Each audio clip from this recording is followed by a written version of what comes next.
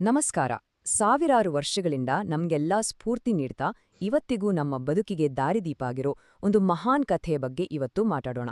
ಅದೇ ಶ್ರೀರಾಮಾಯಣ. ಈ ಪ್ರಾಚೀನ ಮಹಾಕಾವ್ಯದ ಸಾರ ಇವತ್ತಿನ ಕಾಲಕ್ಕೆ ಯಾಕೆ ಇಷ್ಟೊಂದು ಮುಖ್ಯ ಅನ್ನೋದನ್ನ ನೋಡೋಣ ಬನ್ನಿ.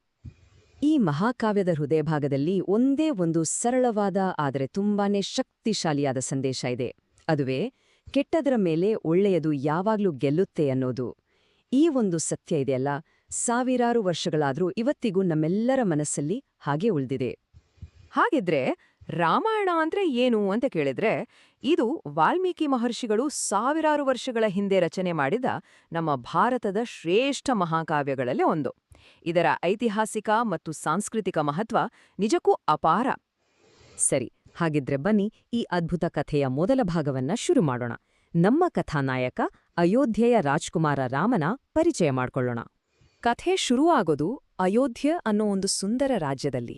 ನಮ್ಮ ನಾಯಕ ರಾಮ, ರಾಜ ದಶರಥನ ಹಿರಿಯ ಮಗನಾದ ರಾಮ, ಆ ರಾಜ್ಯದ ಒಬ್ಬ ಆದರ್ಶ ರಾಜಕುಮಾರನಾಗಿ ಎಲ್ಲರ ಪ್ರೀತಿ ಗಳಿಸಿರ್ತಾನೆ.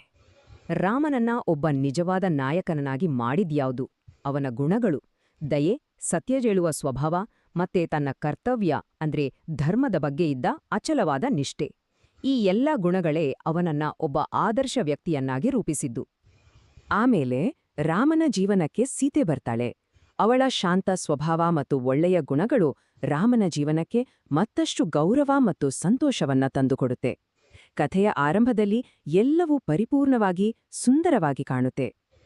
ಆದ್ರೆ ಎಲ್ಲವೂ ಇಷ್ಟೊಂದು ಚೆನ್ನಾಗಿರುವಾಗ ಜೀವನ ಯಾವಾಗ್ಲೂ ಹಾಗೇನೇ ಇರುತ್ತಾ ಅಲ್ವಾ?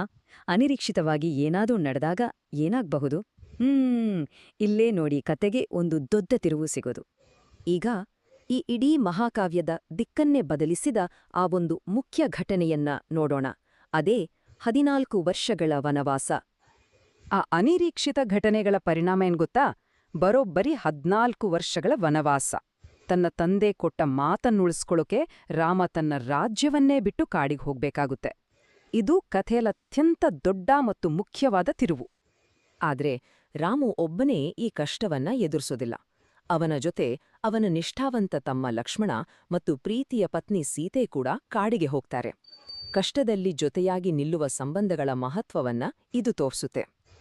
ಈ ವನವಾಸ ಕೇವಲ ಒಂದು ಶಿಕ್ಷೆ ಆಗಿರ್ಲಿಲ್ಲ.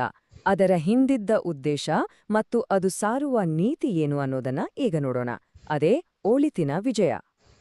ಇಲ್ಲಿ ನಾವು ಅರ್ಥ ಮಾಡ್ಕೊಳ್ಬೇಕಾದ ವಿಷಯ ಏನಂದ್ರೆ, ಈ ವನವಾಸ ಕೇವಲ ಒಂದು ಶಿಕ್ಷೆ ಆಗಿರ್ಲಿಲ್ಲ.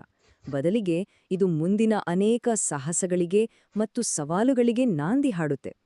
ರಾಕ್ಷಸರ ಜೊತೆಗಿನ ಹೋರಾಟ, ಸೀತೆಯ ಅಪಹರಣ, ಹಾಗೆ ಅಧರ್ಮದ ಸಂಕೇತವಾದ ರಾವಣನ ವಿರುದ್ಧದ ಮಹಾಯುದ್ಧಕ್ಕೆ ಇದೇ ಅಡಿಪಾಯ ಆಗುತ್ತೆ. ಮತ್ತು ಈ ಇಡೀ ಪ್ರಯಾಣದ ಮೂಲಕ ರಾಮಾಯಣ ನಮ್ಗೆ ಜೀವನದ ಅಮೂಲ್ಯ ಪಾಠಗಳನ್ನ ಕಲಿಸುತ್ತೆ. ಪ್ರಾಮಾಣಿಕತೆ, ಸವಾಲುಗಳನ್ನ ಧೈರ್ಯದಿಂದ ಎದುರಿಸೋದು, ಹಿರಿಯರಿಗೆ ಗೌರವ ಕೊಡೋದು ಮತ್ತೆ ಅಚಲವಾದ ಭಕ್ತಿ. ಇವೆಲ್ಲವೂ ಇವತ್ತಿಗೂ ನಮ್ಮ ಜೀವನಕ್ಕೆ ದಾರಿದೀಪ ಅಲ್ವಾ?